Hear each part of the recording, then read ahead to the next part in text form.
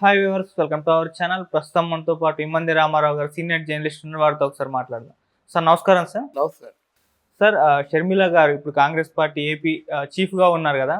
అయితే ఆమెకు కాంగ్రెస్ పార్టీలో ఉన్న సీనియర్లతో పడట్లేదు, వాళ్ళందరితో కూడా తగాదా పెట్టుకుందని చెప్పేసి వార్తలు వస్తున్నాయి. ఈవెన్ వాళ్ళు కూడా బయటకు వచ్చి మా మీద పెత్తనం చేస్తుంది, అసలు పార్టీ ఫండ్ నొక్కేసింది, ఇటువంటి ఆరోపణలు చేస్తున్నారు. సార్ అసలు ఏం జరుగుతుంది మరి ఏపీలో ఉన్న ఈ కాంగ్రెస్ పార్టీలో షర్మిల వర్సెస్ సీనియర్లు?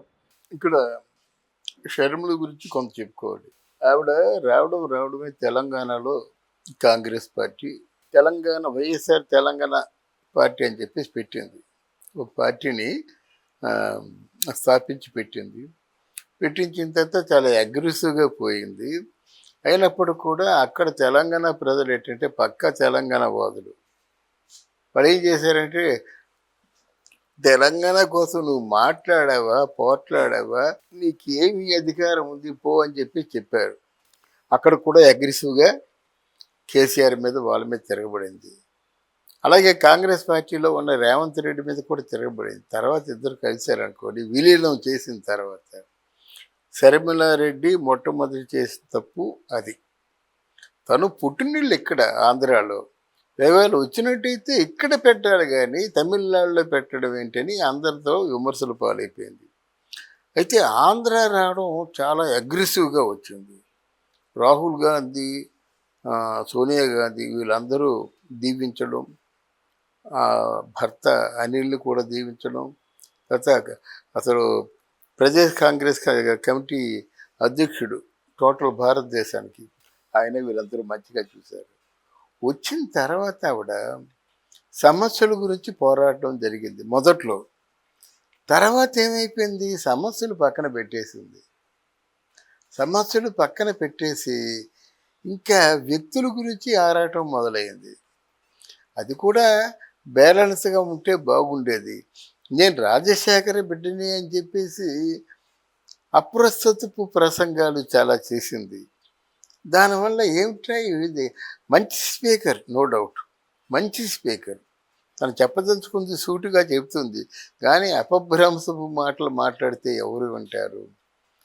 దాని తర్వాత సునీత ఇష్యూ ఎత్తుకుంది. ఒక హంతకుడిని ఒత్తాసు పలికి హంతకుడిని దాచుకున్నటువంటి వారికా మీరు ఓటేస్తారు, వారినా మీరు గెలిపిస్తారని చెప్పింది. మొట్టమొదటిసారిగా చేసిన తప్పు అది.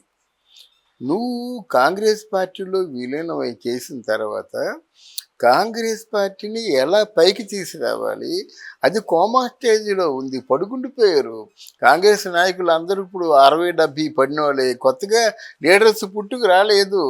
ఎందుకంటే 10 సంవత్సరాలు బట్టి కాంగ్రెస్ పార్టీ ఉనికి లేదు కదా. ఎక్కడి నుంచి ఈ క్యాడర్ వస్తుంది? ముందు క్యాడర్ని నిలబెట్టుకునే ప్రయత్నం, తర్వాత కనీసం కాంగ్రెస్ పార్టీ నుంచి ఒక్కరినైనా కనీసం నువ్వేనా గెలిచే ఏర్పాటు చేసుకోవాలి ఎక్కడో ఒక్కడ. అప్పుడు కాంగ్రెస్ పార్టీలో విలీనం చేసినందుకు నీకు ఒక క్రెడిట్ ఉండేది. తర్వాత నీ మీద నిజం కావచ్చు, అబద్ధం కావచ్చు, పార్టీ ఫండ్ కొత్త ఇస్తుంది కాంగ్రెస్ పార్టీ, ఆ ఫండ్ మీద సర్వాధికారాలు నీకే.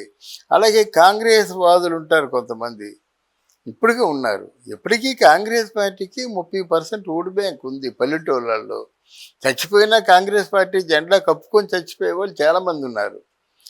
ఇవన్నీ ఉంటుండగా నువ్వు పులివెందుల్లో కూర్చొని ఇంకా నీ వ్యక్తిగత దూషణ వైఎస్ రాజశేఖర రెడ్డి గారి పేరుతో మాత్రం నన్ను చాలా బాధించింది. ఆయన మాట్లాడడం అంటే జగన్మోహన్ రెడ్డి, ఈవిడ మాట్లాడడం ఎంతవరకు దిగజారిపోయారంటే, నన్ను జుత్తు పట్టుకొని తిన్నగా వెళ్ళి గోడకేసి కొట్టాడని ఈవిడ చెప్తుంది. ఆడే అసలు క్యారెక్టర్ లేని అమ్మాయి అని ఇంకా బూతు మాటలు మాట్లాడకూడదు ఆయన చెప్తాడు. ఇదా అన్న చెల్లెళ్ళు మాట్లాడుకోవాల్సింది? అప్పటికి కొంచెం కోపం వచ్చినా సరే ఇంత పొరికి వాళ్ళలాగా స్లమ్ క్లియరెన్స్ ఏరియాలో ఉన్న వాళ్ళలాగా మాట్లాడుకున్నారంటే మీ కుటుంబం పరువు మీరే తీసుకున్నారు కదా. ఇద్దరి మధ్యని ఎవరికి సపోర్ట్ చేయలేక పాపం విజయం వెళ్ళిపోయింది. అంతిమంగా ఏం చేశారు మీరు? ఆయన ఓటు ఎగుద్దని చెప్పారు. ఇప్పుడు నిందపడుతున్నారు కదా. ఏమంటారు, ఈ ఆడవాళ్ళ తాలూకు ఘోష మమ్మల్ని తినేసింది, నాశనం అయిపోయాం అంటారు అనమాట. ఆయన ఎంత పడవలసి వచ్చింది కదా. విజయమ్మకైనా బుద్ధి ఉండాలి కదా. షర్మిలకి ఓటు వేయమన్నప్పుడు నీ వంశం అయిపోతుంది, నీ కొడుకు ఆలోచించావా, మళ్ళీ కలుసుకున్నావు. అంటే వీళ్ళందరూ సిస్టమేటిక్గా జరగలేదు. వాళ్ళ బుర్రకి ఏమి తోచినట్టయితే అదే మాట్లాడారన్నమాట. అందువల్ల కాంగ్రెస్లో చాలామందికి ముందు అలాంటి వాళ్ళు లెజెండరీ పీపుల్ ఎవరు, కేవీపీ రామచంద్రరావు, వైఎస్ఆర్కి ఆత్మ లాంటి వాడు, రఘువీరారెడ్డి, తులసిరెడ్డి, ఇట్లాంటి వాళ్ళందరూ పక్కన ఉండేవారు అన్నమాట. మళ్ళీ కాంగ్రెస్కి ఏదైనా పాత వైభవానికి ప్రాణం పోతుందేమనుకున్నట్టయితే అది వదిలేసి మీ ఎంత ఉంటే కాంగ్రెస్లో ఉన్న వాళ్ళందరికీ చికాకు కలిగింది. ఈవెన్ నాకు పరిశీలకుడిగా చూసినట్టయితే ఎందుకు నీ రాజకీయాలు తండగా, ఏదో నీ భర్త సంపాదించాడు, నీ ఆస్తి ఉంది, ఆ ఆస్తిని వెనక్కి లాక్కో ఎవరికోలో పట్టుకొని రాజకీయాలకు లాభం లేదండి. రాజకీయాలు గుంభనంగా ఉండాలి.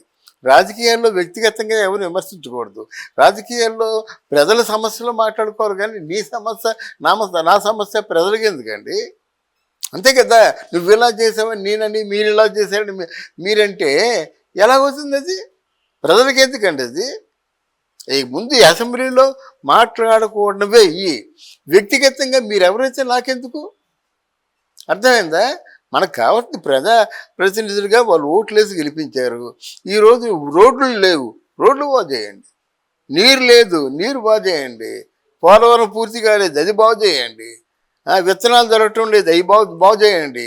స్కూళ్ళు పనిచేయటం లేదు, ఆ స్కూళ్ళు బాగు చేయండి. ఎన్ని సమస్యలు ఉన్నాయి, వాటి కోసం మాట్లాడండి, వాటికి ఒక పరిష్కారాన్ని తీసుకురండి. అటువంటి నైజం ఉన్నవాళ్ళే రాజకీయాల్లో పనికొస్తారు. కానీ ఈ షర్మిల్ని, శంకర పద్మం, ఇంకెవరో రాకేశ్వర రెడ్డి, ఇలాంటి వాళ్ళు మాట్లాడితే ఇలా కాదు, మొత్తం 5 కోట్ల మంది కూడా వద్దంటున్నారు, వెనక్కి పోమంటున్నారు. నీలాంటి వాళ్ళ మాకు రాజకీయ నాయకులు, నీలాంటి వాళ్ళ కాంగ్రెస్ పార్టీకి అధ్యక్షులు అని తిప్పి కొడుతున్నారు అనమాట. తరిమి కొట్టే రోజు వస్తుంది, దాని ముందే ఆవిడ జాగ్రత్త పడితే మంచిది. అంటే సార్ కాంగ్రెస్ పార్టీ ఏపీలో పరిస్థితి చూసుకుంటే అసలు ఏమీ లేదు కదా, మరి దాన్ని నిలబెట్టాల్సిన బాధ్యత అయితే షర్మిల గారి పైన ఉంది. మొన్నే కదా అధ్యక్షురాలు, ఎందుకు అసలు టైం ఇస్తే నెక్స్ట్ ఎలక్షన్స్ నాటికన్నా తీసుకెళ్తుంది కదా. ఇంతలోపు ఎటువంటి విమర్శలు చేస్తే అంటే ఏ విధంగా పార్టీని మోపగలదంటారు? అవును, ఈవిడ తాలూకు క్యాలబర్ ఏమిటో తెలిసిపోతుంది కదండి. తొందరపడిపోయి అన్నయ్య ఇది అన్నా చెల్లెళ్ళ యుద్ధం లాగా ఉంది, కాంగ్రెస్ పార్టీ యుద్ధంలా లేదు కదా. చెప్పగలరా మీరు కాంగ్రెస్ పార్టీ తరఫున పోరాడిందని? మీకు అర్థమైందా? వ్యక్తిగత విషయాలు, అదే నేను చెప్తున్నాను, వ్యక్తిగత విషయాలు మాకొద్దు. మీరు ఎవరైతే మాకేం కావాలా, ప్రజా సమస్యలు పరిష్కారం చేయండి, కనీసం ఒక్క సమస్యనైనా పరిష్కరించండి. ఇదే నా తాలూకు ఉద్దేశం, ఇదే నా తాలూకు నినాదం కూడా. 10 పనులు చేస్తూ ఉన్నారు, 5 పనులు సక్సెస్ఫుల్గా చేయండి. అదేది మానేసి అడ్డంగా ఉన్నాడు అన్నయ్య, వాడు తాగుబోతూ తిరిగిపోతూ ఇంకేదో దుర్మార్గుడు నన్ను కొట్టాడు, ఎందుకు?